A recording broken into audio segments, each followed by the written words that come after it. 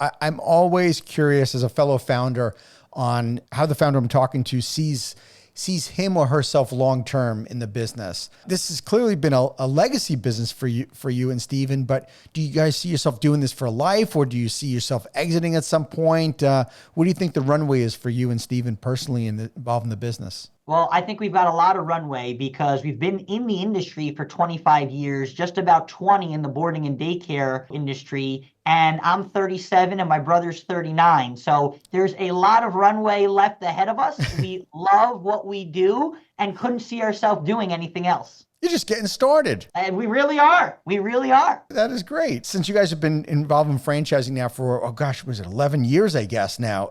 Jason, what's been the biggest surprise for you? So, I think the biggest surprise, and we kind of learned this a little bit earlier on, is that, you really have to be selective on the franchisees that you award in your system. Because when you're at Discovery Day, for the most part, everyone's on board and they're, oh yeah, we're going to do it your way. And that's why we're coming in to buy a franchise.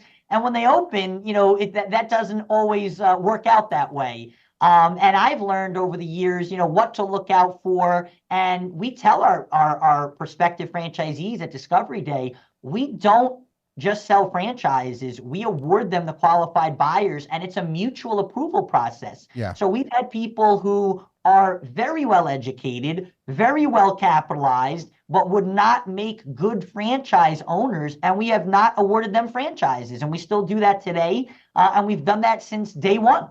And you've proven that by how methodical you've been in terms of opening locations. I mean, you only have, I say only, respectfully, 28 franchise locations. So you guys are being very mindful of who you bring in. And when we talk about this giant development schedule, most of them are multi-unit franchise owners. So we're talking less people, more units, which I love that strategy for you guys. Would you be willing to share with the audience, what are some red flags that you see or that you look for when you're doing a Discovery Day and and this person's not it, even though they were on their best behavior up until the time they got to Discovery Day? Yes. So, you hear them say things like, well, I love the brand and I love everything you guys are doing, but in my area, I'm going to have to do it a little bit differently. And that's franchising 101. I've been to just about every IFA convention since we started franchising in 2011 until today. I think I only missed one. And they literally teach that at the seminars, franchisees saying, my area is different. I can tell your audience, no, it isn't.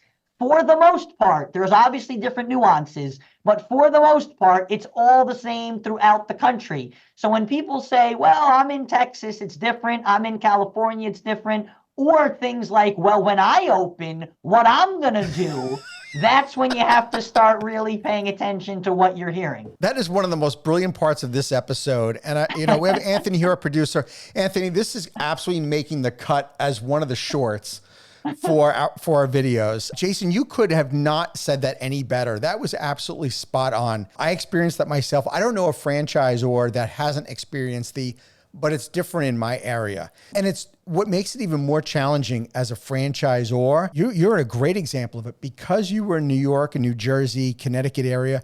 It was very, very similar. It's once you started awarding franchises outside of the tri-state area that it was almost like a creative license for people to say, well, it's different. It's not like New York and New Jersey. And I experienced that being in Florida where people would say, yeah, but in my area, it's different than it is in Florida because they'd say the weather is cold out, or they would say, parents in my area want something different. And unfortunately, what it really took is getting a franchisee in that region of the country to be successful to dispel the myth. Like people made all sorts of wild claims on why opening, in my case, an I-9 Sports franchise was not going to work in Texas. They said in Texas, they want real football. They don't want flag football. It's never going to work. And Texas is the biggest state for flag football for I-9 Sports. But it took breaking that myth. It took a first franchisee or two to finally dispel that myth. And then we had a great one in Arizona. I had a franchisee that said, well, it's never going to work in Arizona because, and I quote, everybody leaves the area in the summer. Okay, great. Well, what about the spring and fall, in our business because it was seasonal. And of course, that franchisee exited the system.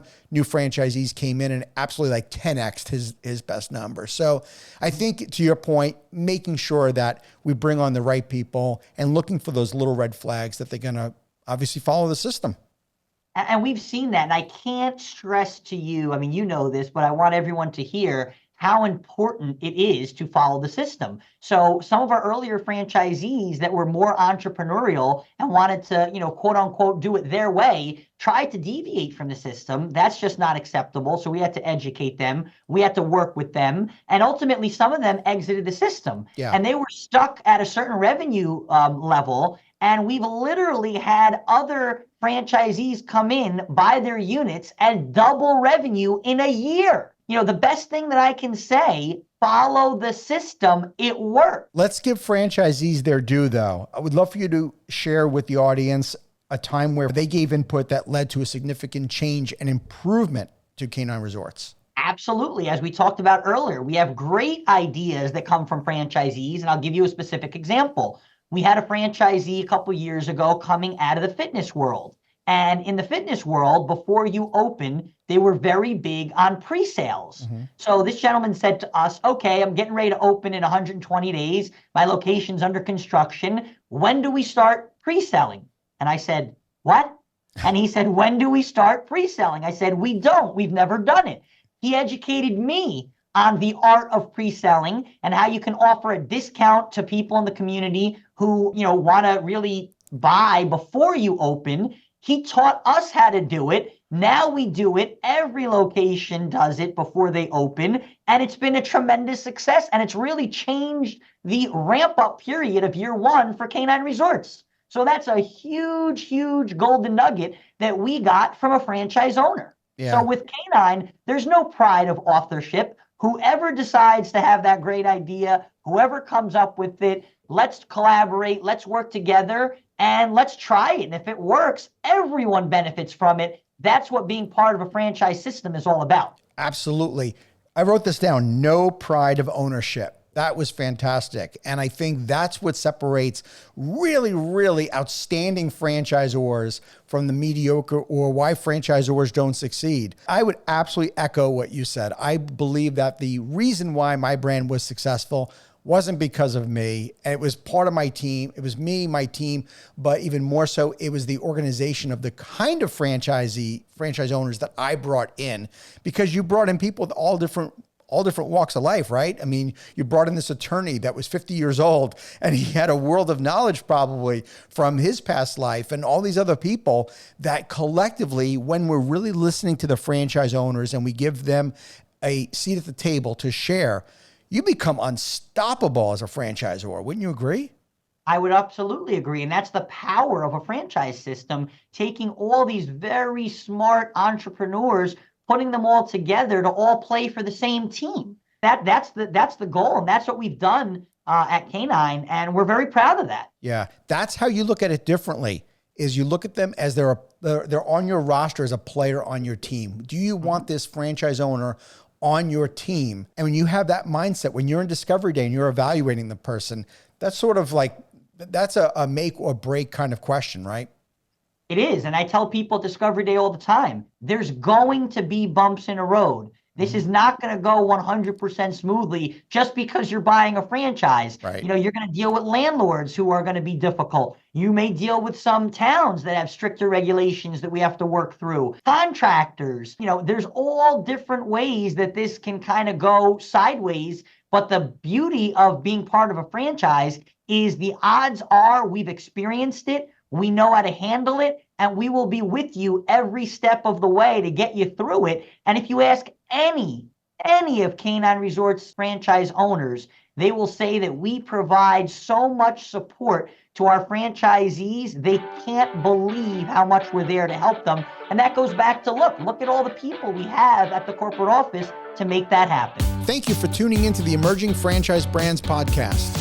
For additional insights, guest applications, and to stay connected, visit us at efbpodcast.com. The Emerging Franchise Brands podcast is for entertainment purposes only, and the views expressed do not necessarily represent those of Emerging Franchise Brands, its host Frank Fumey, or Emerging Franchise Group, LLC. Any discussed franchise or investment opportunity requires thorough investigation, obtaining proper disclosure documents, and expert consultation before making any investment decisions. The podcast and its host do not offer professional advice or endorsements, and they hold no responsibility for actions, representations, accuracy, or consequential damages related to the podcast content.